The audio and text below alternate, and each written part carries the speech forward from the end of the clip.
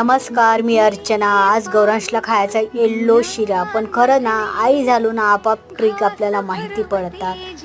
Idea आपण काहीतरी लढवतोस म्हणून मी पण आयडिया लढवलेली आहे.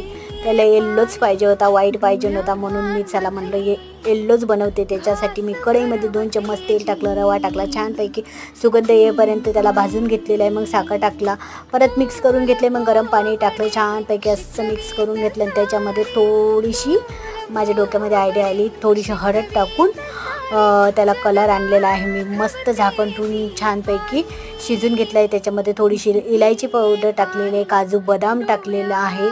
मस्त इथं माझा शिरा रेडी आहे येल्लो कलरचा. तुम्हाला कशी वाटली माझी ट्रिक नक्की कमेंटमध्ये सांगा. व्हिडिओ आवडला तर व्हिडिओला लाईक करा, चॅनलला सबस्क्राईब करा.